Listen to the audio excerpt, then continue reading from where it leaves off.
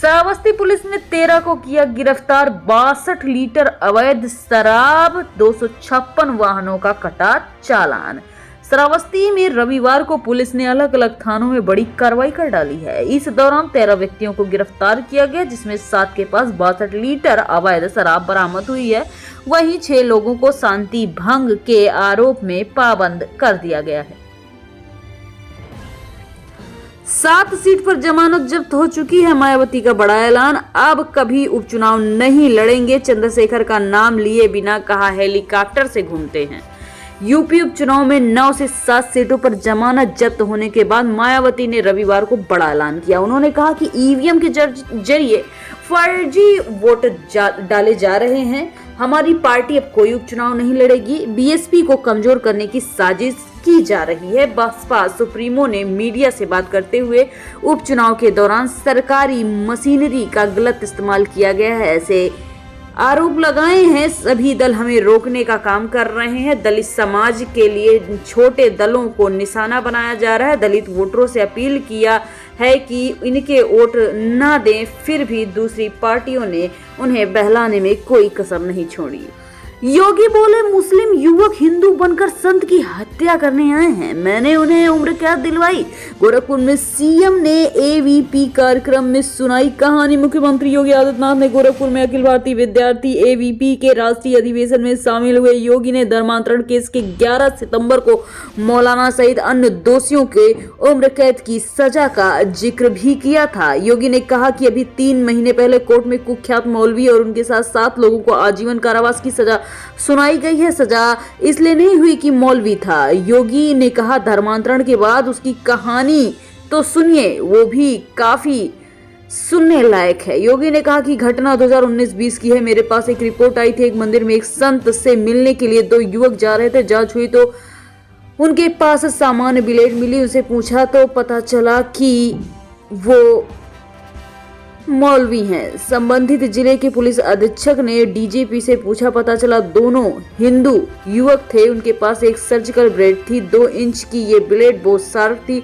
बहुत खतरनाक थी। किसी के गले पे लग जाती तो दुनिया छोड़ जाते। इसके साथ ही बाटला हाउस का कनेक्शन भी सामने आया ही था। यूपी के खिलाड़ियों का ऑक्शन, ऋषभ को 27 करोड़ में खरीदा गया है। लखनऊ में आईपीएल इतिहास की सबसे बड़ी बोली लगाई गई है। मोहम्मद शामी हैदराबाद से खेलेंगे। सऊदी अरब के जेद्दा में आईपीएल मेगा ऑक्शन चल रहा है। लखनऊ सुपर जायंट एलएसजी के विकेटकीपर बल्लेबाज ऋषभ पंत को 27 करोड़ रुपए में खरीदा गया है। वहीं आईपीएल इतिहास के सबसे महंगे क्रिकेटर बन गए हैं। एलएसजी के कैप्टन रहे केएल राहुल को दिल्ली ने 14 करोड़ में खरीद लिया है। इसके साथ मामला यही नहीं थमा। दूसरी मार की लिस्ट में कैप प्लेयर मोहम्मद शामी को हैदराबाद ने 10 करोड़ में खरीदा है। उनका बेस प्राइस 2 करोड़ रुपए था, यानी अपने बेस प्राइस से 5 गुना कीमत पर शमी खरीदे गए हैं। पिछले सीजन में इंडियन पेसर शमी इंजरी की वजह से नहीं खेल पाए थे। इससे पहले 2023 में गुजरात के लिए उन्होंने खेला था। ऑक्शन लिस्ट में 577 खिलाड़ियों में पश्चिमी उत्तर प्रदेश से 13 खिलाड़ियों के नाम शामिल हुए हैं। इसमें 8 खिलाड़ी मेरठ से हैं। पहले दिन मेरठ के भुवनेश्वर कुमार और समीर रिजवी पर फ्रेंचाइजी के द्वारा बड़े दांव लगाए जा सकते हैं। पिछले साल चेन्नई सुपर किंग की ओर से 8.4 करोड़ रुपए में खरीदे गए समीर और भुवनेश्वर कुमार की पर सबकी नजर बनी हुई है। मेरठ के 3 नए उभरते हुए खिलाड़ी के नाम इस सूची में शामिल हुए हैं।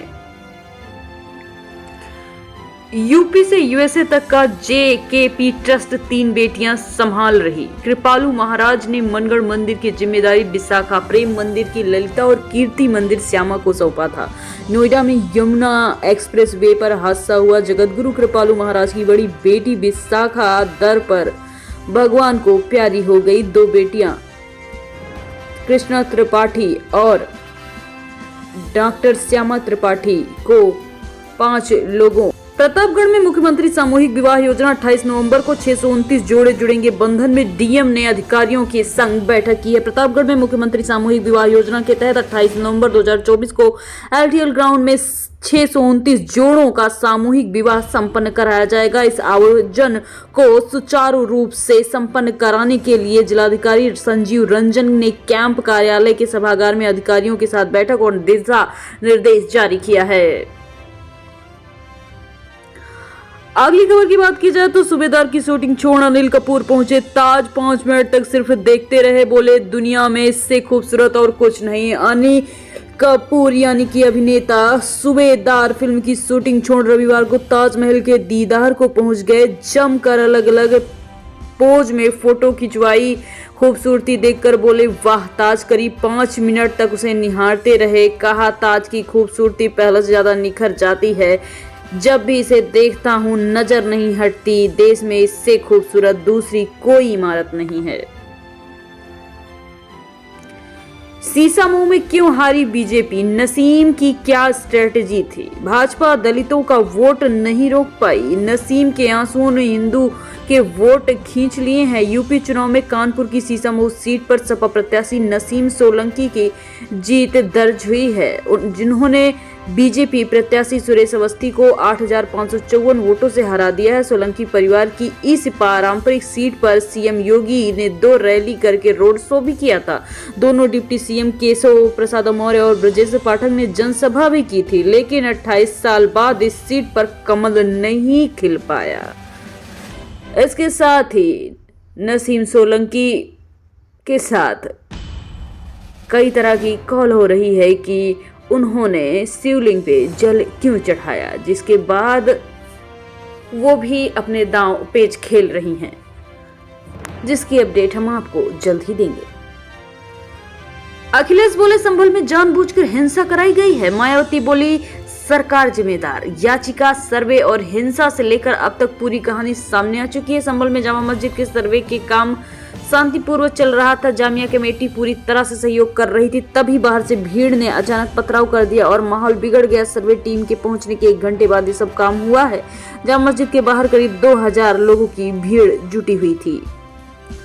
7 सीट पर जमानत जब्त हो चुकी है। मायावती का बड़ा ऐलान, अब कभी उपचुनाव नहीं लड़ेंगे। चंद्रशेखर का नाम लिए बिना कहा हेलीकॉप्टर से घूमते हैं।